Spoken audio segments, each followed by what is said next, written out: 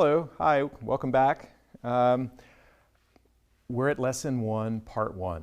We finished our introduction in class. It was great to meet you, and I look forward to seeing you again later, but until then we're going to be discussing on the board a lot, but I'm going to go ahead and begin our first lesson here.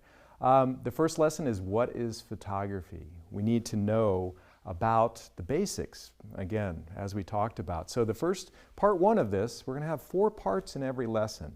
The first part is called Seeing and the Formative Years of Photography. So we're going to look at how we see and how photography began.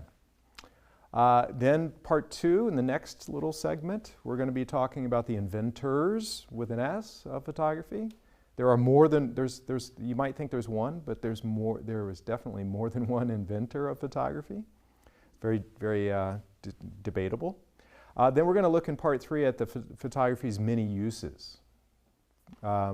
Again, this is important because how photography started, when you look at how photography started, you need to think about how it was, which direction it went, because it went many different directions. And we're going to talk about why we're going on the direction we're going to follow it.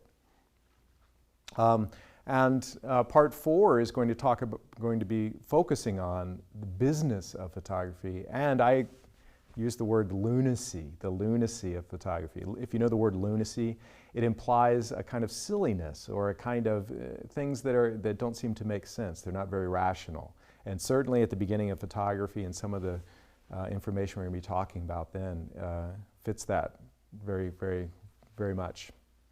Okay. Blind spot. Do you know about this? Blind spot test. Have you ever seen this on the internet? You can go find this. There are many versions of this. Some of these versions of this have patterns. Some of them have colors. A lot of them have different ways of doing it, but this is the simplest, and I think it serves the purpose well to let you know. How do we see? Well, we see with our eyes, right?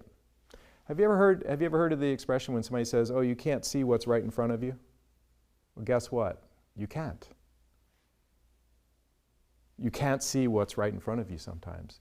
And the reason why we're going to see is because of the way our eyes are made, the way they are formed.